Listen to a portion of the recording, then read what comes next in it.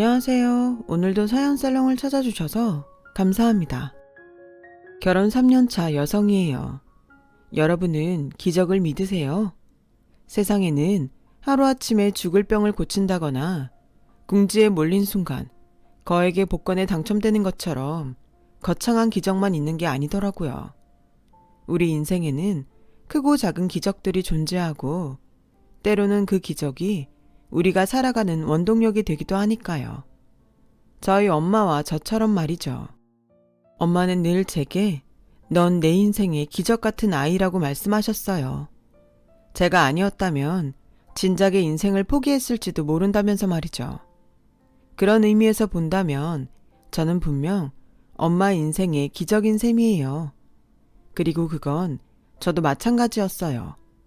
지금의 엄마를 만나지 못했다면 저는 아마 길거리를 헤매다 험한 일을 당했거나 잘못됐을지도 모르니까요.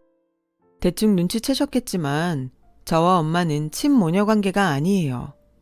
엄마는 추운 겨울 오들오들 떨며 시장통을 헤매는 저를 발견하시곤 지금까지 키워주셨어요. 엄마가 관할 파출소에 미아 신고를 하고 반년이 넘도록 저를 데리고 기다렸지만 친모는 나타나지 않았거든요. 한참 후에 알게 된 거지만 저는 버림받았던 거였어요. 그 사실을 몰랐던 엄마는 피 한 방울 안 섞인 저를 반년이 넘도록 보살펴 주셨고 초등학교 입학이 가까워오자 당신 호적에 넣어주신 거죠. 주변의 반대에도 불구하고서요. 반대했던 사람은 엄마의 시어머니인 제 친할머니였어요. 당시 엄마는 남편과 사별한 뒤 시어머니와 함께 시장에서 전가게를 하며 살고 계셨는데 슬하에 자식이 없었던 탓에 친할머니께서는 엄마를 제가시키려고 주변에 자리를 알아보고 있던 참이었죠. 그런데 갑자기 제가 나타나는 바람에 할머니 계획에 차질이 생기게 된 거예요.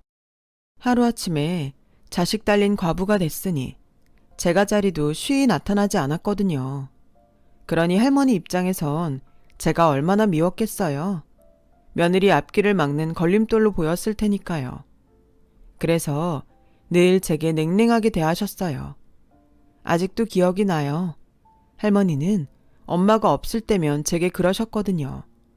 아가, 네 친엄마 찾아가라. 여긴 네가 있을 곳이 아니야.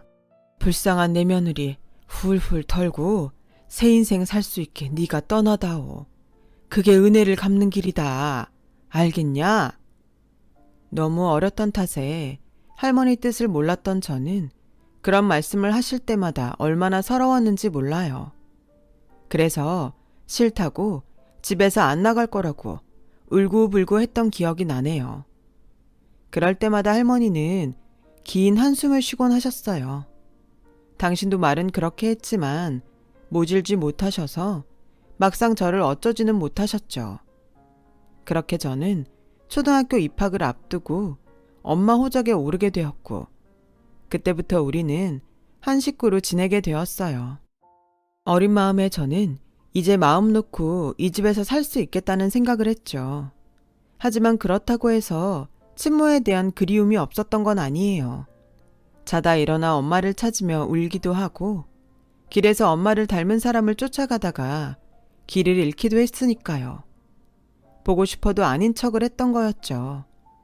그럴 때마다 엄마는 저를 꼭 안아주시며 이렇게 말씀하셨죠. 사람을 나타내는 한자 사람이는 두 사람이 기대선 모양을 하고 있어. 사람은 혼자서는 살 수 없으니까 서로 의지하고 살라는 뜻이지. 가영이랑 내가 만나게 된 건 어쩌면 서로한테 필요해서였는지도 몰라. 가영이한테는 엄마가 필요하고 나한테는 가영이가 필요했던 거지. 그러니까 가영아, 앞으로 우리끼리 서로 기대서 살지 않을래? 싫으면 엄마라고 부르지 않아도 좋아. 대신 힘들 때나 슬플 때는 꼭 나를 찾아줬으면 좋겠어. 나도 그럴게. 엄마의 이런 따뜻한 마음에 저는 마음을 열기 시작했고 그때부터 엄마의 딸로 살기로 결심했어요. 그렇게 우리 가족은 서로에게 기내며 여느 모녀들처럼 다정하게 지낼 수 있었어요. 저를 못마땅해 하시던 할머니도 언제부턴가 제게 마음을 열어주셨고, 엄마가 바쁠 때는 엄마 대신 저를 챙겨주셨죠. 처음엔 서먹서먹하던 할머니와의 관계는 제가 중학생이 될 즈음엔 진짜 친할머니와 손녀딸처럼 되었어요. 한 번은 할머니께서 그러시더라고요. 네 덕분에 늦음하게 며느리랑 손녀딸 거느리고 살게 됐구나. 자식 앞세워 보내고 며느리한테 짐이 될까 걱정했는데 네가 와준 덕분에 내가 이렇게 호강도 하고 말이다. 고맙다 아가. 우리한테 와줘서. 할미가 죽어도 이 은혜는 잊지 않으마. 말로는 며느리를 제가 시키겠다 했지만 실은 같이 살고 싶으셨던 거예요. 혼자 남겨지는 게 싫었지만 며느리를 위해 보내주려고 하셨던 거죠. 남편 잃은 며느리를 붙잡아둘 명목이 없었으니까요. 그러던 차에 제가 나타났고 가족을 이루게 된 거였어요. 할머니 입장에선 잘된 일이었으나 그렇다고 마냥 좋아하는 게 미안해서 마음과 달리 제 탓을 하셨던 거죠. 할머니의 진심을 듣자 그제야 조금은 마음의 짐을 내려놓을 수 있었어요. 그동안 말은 안 했지만 저 때문에 엄마가 재가를 못했다는 죄책감에 늘 마음 한구석이 아렸거든요. 근데 할머니도 저와 같은 처지였다니 동질감도 느껴지고 마음이 짠했어요. 하지만 뜻밖의 할머니 고백이 있은 지 얼마 뒤 할머니는 한 많은 인생을 뒤로하고 세상을 떠나고 말았어요. 이제 정말 가족은 엄마와 저 둘만 남게 된 거죠. 시련은 연이어 찾아온다고 할머니께서 돌아가신 지 얼마 안 돼 생각지 못한 일이 벌어졌지 뭐예요. 제 친모가 나타난 거예요. 꿈에 그리던 친모를 보자 저는 말이 안 나왔어요. 그저 눈물만 뚝뚝 흘릴 뿐이었죠. 그런데 이런 저와는 달리 친모는 잃어버린 딸을 만났다는 기쁨보다는 저를 맡아 키워준 엄마에 대한 원망만 가득 있는 것 같았어요. 다짜고짜 소리부터 지르더군요. 애를 보호하고 있으면 진작에 경찰에 알렸어야죠. 어떻게 남의 애를 데리고 살 생각부터 해요? 애 잃고 걱정하는 부모 생각은 안 해봤어요. 엄마는 경찰에도 신고했고 반년 넘게 기다려봤지만 연락이 없어 그랬노라고 상황을 설명했어요. 그리고는 죄인처럼 고개를 조아리며 죄송하다는 말을 이어갔죠. 아니 그럼 애를 시설로 보냈어야지. 당신이 무슨 권리로 내 딸을 호적에 올리냐고요. 만약 그때 우리 애를 시설로만 보냈더라면 좀 더 일찍 찾았을 거 아니냐고요. 설마 일부러 그랬던 거 아니에요? 듣자 하니 남편도 자식도 없다던데 혼자 살기 외로워서 우리 애 안 낳아준 거 아니냐고요. 아니 겁보다 혹시 당신이 우리 애 유괴한 거 아니에요? 그래놓곤 겁이 나니까 애를 주었니 어쩌니 거짓말하는 거 아니냐고요. 난요 얘 잃어버렸다고 남편한테 이혼까지 당하고 얼마나 가슴 졸이며 살았는지 알아요? 자식 잃은 엄마가 어떤 마음으로 살았는지 짐작이나 하냐고요. 나 이렇게는 그냥 못 넘어가요. 법적으로 따질 거예요. 당신 고소해서 우리 가정 파탄낸 죄값 톡톡히 받게 할 거라고요. 유괴라뇨. 절대 아니에요. 그동안 가영이 덕분에 위로받고 살았던 건 사실이지만 그렇다고 남의 귀한 자식을 유괴할 정도로 파렴치한 인간은 아니에요. 저 때문에 모진 일 당하신 건 정말 죄송해요. 그건 앞으로 살면서 제가 두고두고 갚아 나가겠습니다. 갚아요? 뭘 어떡해요? 순간 친모의 눈빛이 반짝했어요. 돌이켜 생각해보면 친모는 그 말을 듣기 위해 저희 엄마를 유괴범으로 몰아세웠던 것 같아요. 아주 악랄한 방법이었죠.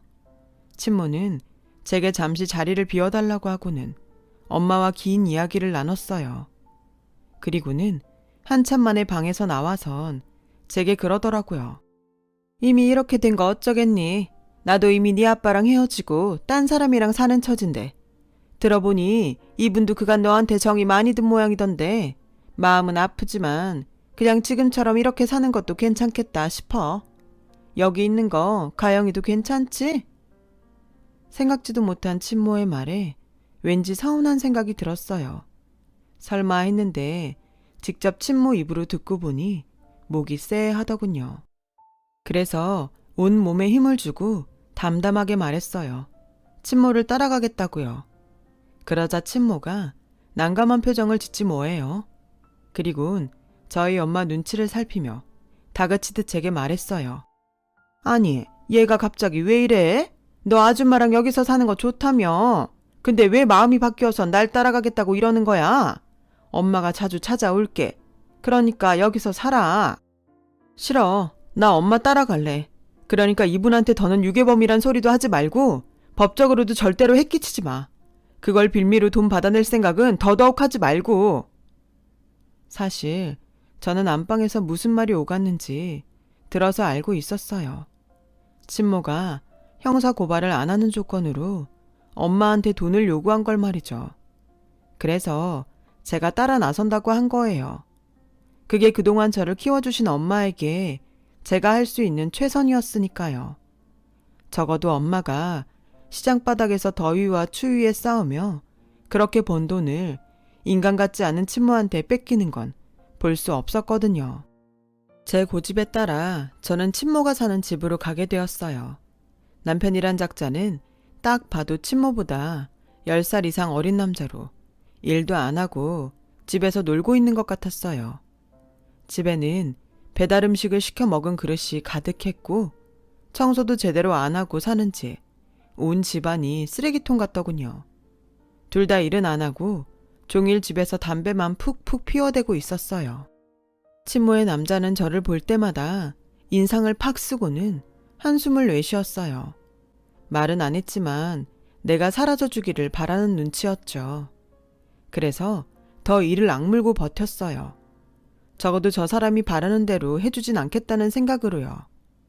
그러던 어느 날이었어요. 방과 후 집에 왔는데 친모랑 남자가 싸우고 있더라고요. 야, 내가 그 여자한테 돈 뜯어오랬지 애를 데려오랬냐? 쟤 예전에 네가 버린 애라며. 근데 왜 데리고 와? 꼴에 너도 엄마 나 이거냐? 그래서 달고 온 거야? 미쳤어? 애비가 누군지도 모르는 앤데 정은 무슨 정이야?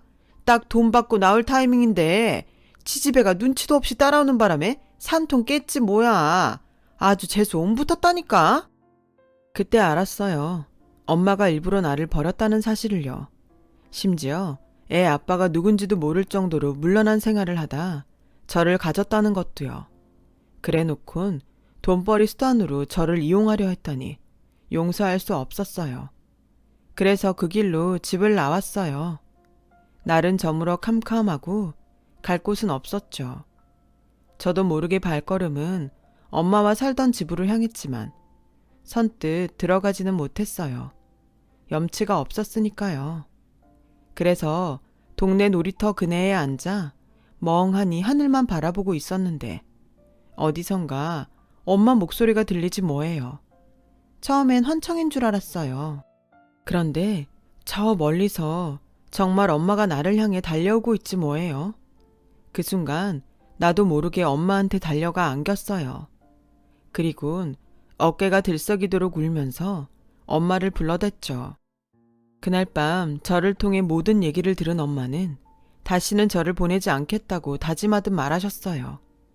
며칠 뒤 친모는 집으로 찾아와 또다시 돈 얘기를 꺼냈고 엄마는 쪽파 씻던 물바가지를 친모한테 뿌리며 소리쳤어요. 버러지만도 못한 년, 한 번만 더 찾아와봐. 그땐 똥물을 끼얹어 줄 테니. 앞으로 내 새끼 인생에 얼씬되면 그땐 너 죽고 나 죽는 거야. 잘 들어. 이 세상에 네 딸은 없어. 네가 차가운 길바닥에 애를 버린 순간 네 딸도 널 버렸으니까. 그러니까 내 집에서 당장 나가. 안 그럼 경찰 부를 테니까. 친모는 서슬이 퍼런 엄마의 기세에 눌려 찍소리도 못하고 돌아갔어요. 그리고 그 후로는 연락이 없었어요. 비온 뒤 땅이 굳는다고 큰 시련을 겪은 우리 모녀는 그 후로 정말 찐 모녀 사이가 될 수 있었죠.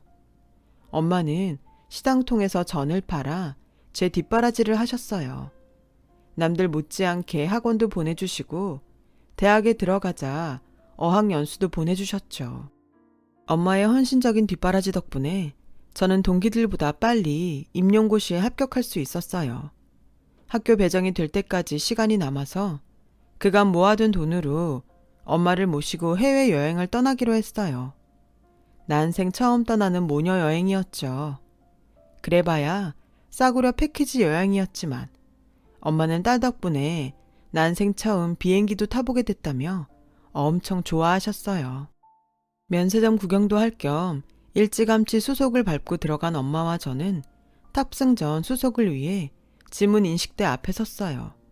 먼저 끝난 저는 문 밖에서 엄마를 기다리고 있었는데 10분이 지나도록 엄마가 나오지 않는 거예요. 그래서 유리 너머로 안을 들여다봤더니 공항 직원 여럿이 심각한 표정으로 엄마를 애워싸고 있더라고요. 한참 만에 문 밖으로 나온 엄마한테 안에서 무슨 일이 있었냐고 물었더니 글쎄 지문이 닳아서 양손을 다 찍어봐도 지문 인식이 안 되더라는 거예요. 그 말을 듣는데 어찌나 가슴이 아프던지 아무 말도 할 수 없었어요. 이게 다 저 때문인 것만 같았거든요. 지문이 닳도록 고생한 엄마 덕분에 지금의 제가 있는 거니까요. 그래서 하루빨리 돈을 벌어 내가 엄마를 부양해야겠다 생각했어요. 엄마가 그랬던 것처럼 이제는 내가 엄마의 든든한 바람막이가 되겠다고요. 하지만 사람 마음이 참 간사한 게 시간이 흐를수록 그때의 결심은 점점 희미해졌지 뭐예요. 교사 임용이 되고는 학교에 적응하느라 여력이 없었고 이후엔 담임을 맡게 되면서 전보다 더 정신이 없었거든요. 그렇게 5년이란 시간이 흐르니 그땐 또 결혼 문제로 엄마한테 소홀해졌어요. 같은 학교 선생님 소개로 만난 남편은 홀어머니를 모시고 살고 있었어요. 2살 위 형이 있긴 한데 몇 년 전에 결혼해 분가에 살고 있었죠. 어머님은 사업을 하시는 분으로 돈에 집착이 강한 분이셨어요. 좋게 말해서 그렇고 정확히 말하자면 속물적인 분이셨죠. 그래서 처음 시댁에 인사를 드리러 갔을 때 솔직히 이 결혼을 해야 하나 말아야 하나 고민했어요. 홀어머니 밑에서 자랐다고? 그래, 어머님은 무슨 일을 하시나? 시장에서 전집을 하십니다. 전집? 아휴, 그것 팔아 돈이나 돼? 전이야 명절에나 먹는 거지. 평소에 누가 전을 사 먹는다고. 이래서야 어디 혼수나 제대로 해올 수 있겠니? 이미 들어서 알겠지만 우리 큰며느린 사업을 크게 하는 집 딸이라 혼수도 그렇고 예단비도 그렇고 내가 뭐 하나 트집 잡을 게 없었다. 그런데 너는 전 팔아 뭘 얼마나 해온다는 건지.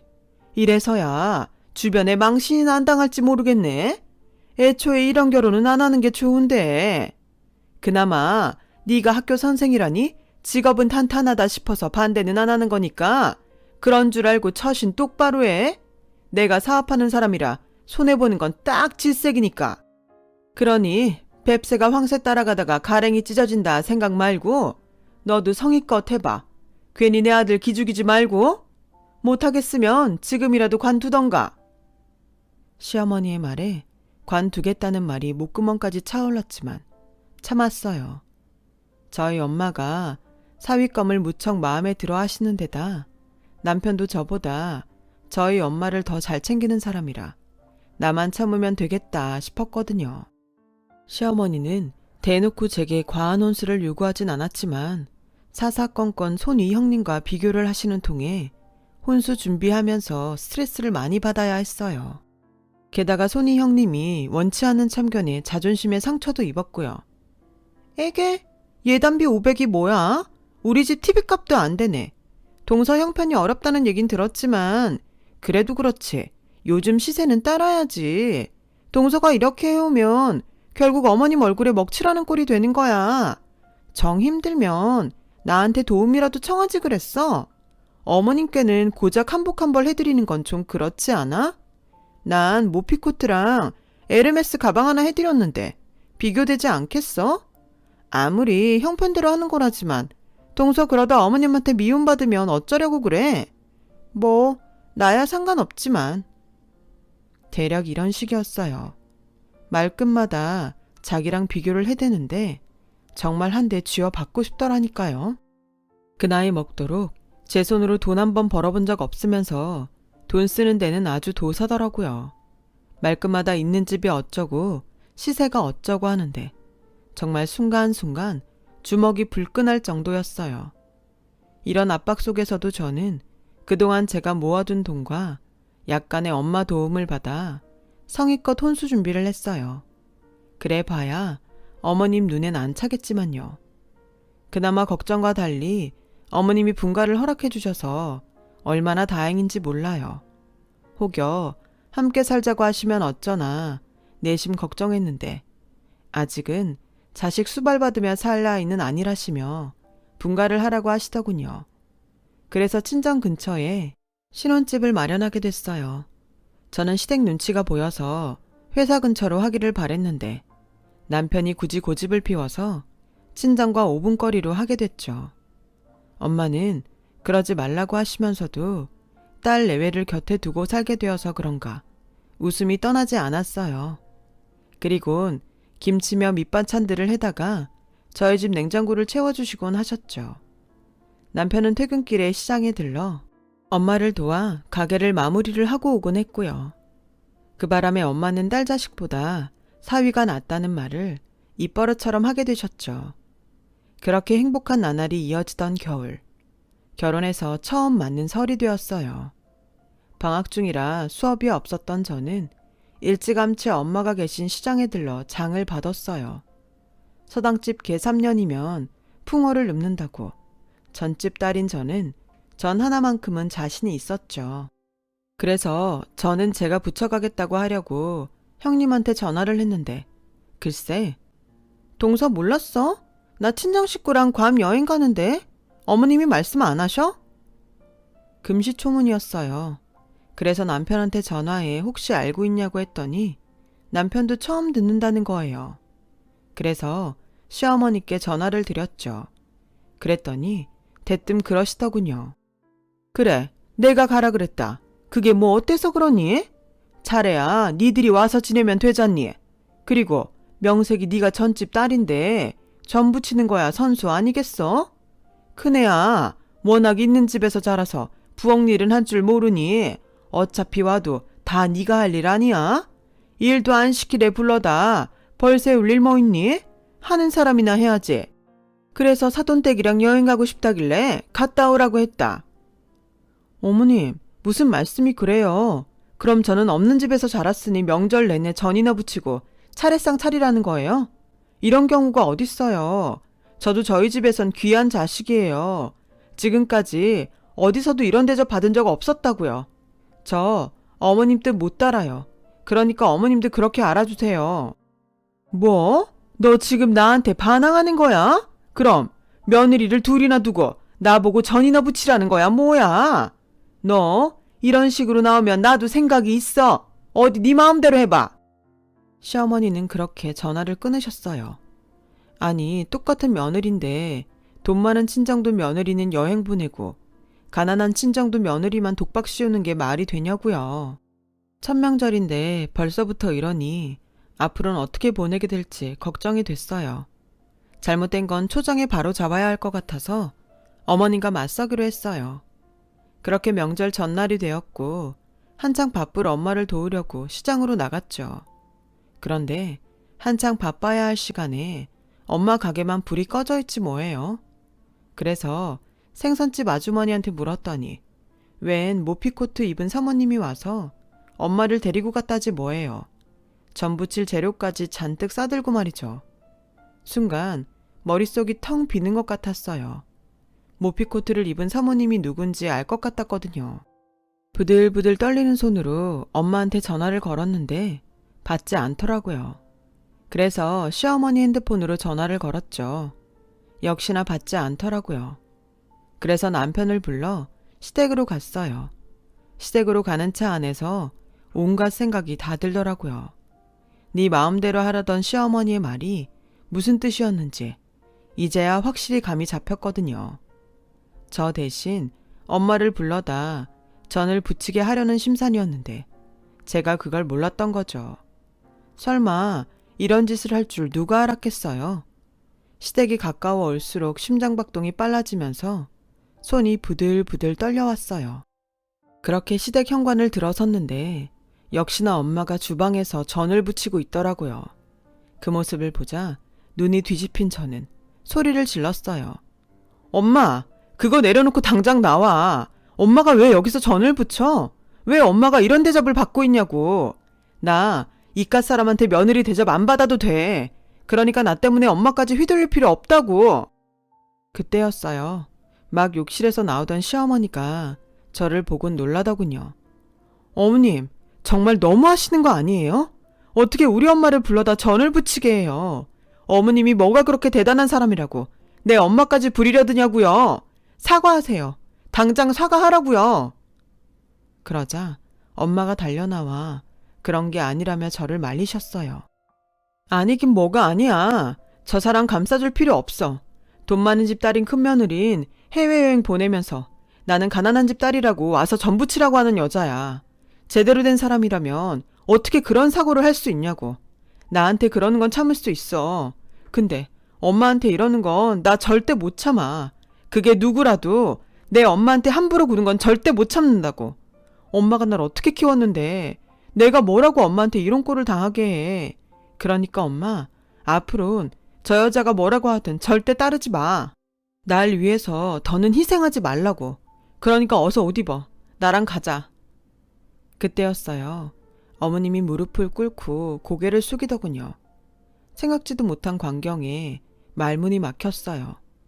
아가, 미안하다. 내가 돈에 눈이 멀어서 은인도 몰라봤구나. 시어머니의 그 말에 엄마는 눈시울을 붉히셨어요. 두 분 사이에는 제가 모르는 사연이 있는 듯 보이더군요. 한때 몹쓸 생각을 했던 적이 있었다. 네 시아버지가 사업 부도 내고 빚만 잔뜩 남겨놓곤 세상을 떠났거든. 큰애 상훈이가 6살 때였던가? 마지막으로 애들 배나 채워주고 떠나려고 시장에 데리고 갔었어.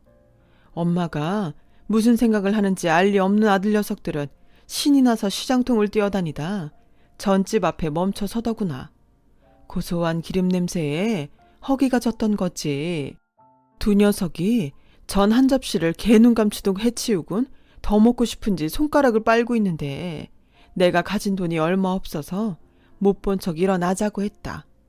그랬더니 주인 아줌마가 수북이 담은 전을 한 접시 내밀더구나. 어차피 다 못 팔면 버리게 될 거라고 먹어달라나? 아들이 내 눈치만 보고 있길래 하나 집어 입에 넣었더니 그게 그렇게 맛있을 수가 없는 거야. 자식 남겨놓고 죽겠다는 모진 사람이 그게 그렇게 맛있다니 말이 되니? 아주머니가 덤으로 준 전 한 접시를 애들이랑 정신없이 먹어치웠다. 그리고 나니까 이상하게 살겠는 거야. 그때 죽기로 마음먹었던 나를 살린 사람이 바로 내 어머님이시다. 몰랐어. 세월이 흘러서 얼굴도 기억 못하고 있었는데 낮에 시장에 찾아갔다가 사돈 가게를 보니 그때 기억이 새록새록 떠오르더라. 아마 그때 네 어머니도 너를 만나서 다시 살아보자 마음먹었던 때였을 거야. 그날 둘이 한참 얘기를 나눴었거든. 자식 보고 살자. 내 새끼 배굴지 않게 하려면 살아야 한다. 내 어머님이 전 한 봉지를 손에 쥐어주며 했던 말이다. 그 말이 나를 살린 거야. 그래놓고는 은인도 못 알아보고 내가 못된 짓을 했다니. 엄마는 시어머니를 꼭 안아주며 일으켜 세우셨어요. 그리곤 제게 그랬던 것처럼 등을 쓸어주시며 그러셨죠. 덕분에 멋진 사위 만나게 해줬잖아요. 난 그거면 충분해요. 힘든 시절 잘 지나왔고 살만해져서 다시 만났으니 얼마나 좋아요. 그간 남들 먹일 전만 부쳤는데 오늘은 내 식구들 먹일 전을 부쳐야겠어요. 명절이 그런 거 아니겠어요? 오순도순 둘러앉아 전 냄새 풍겨가며 그간 살아온 얘기 나누는 거죠. 가족이라곤 딸 하나뿐이라 적적했는데 올 설엔 사위도 있고 오랜 인연도 있어서 든든하네요. 사돈, 앞으로 우리 이렇게 살아요. 자식들도 다 잘 키웠는데 뭐가 더 필요하겠어요. 그러니 이젠 쉬엄쉬엄 삽시다. 그날 이후 우리 집은 명절마다 시댁에 모여 함께 전도 부치고 음식도 해 먹으면서 명절을 보내고 있어요. 덕분에 엄마는 명절 대목을 포기하게 되었지만요. 수십 년 전 엄마가 베푼 선행은 이렇게 돌고 돌아 다시 돌아왔어요. 진정한 기적은 이런 게 아닐까요? 지금까지 제 사연을 들어주셔서 감사드려요. 항상 건강하시고 집안에 복이 가득하시길 바랍니다. 여러분, 사연 댓글에 응원과 현명한 조언 부탁드려요. 좋아요와 구독은 저에게 큰 힘이 됩니다. 오늘도 좋은 일 가득하세요.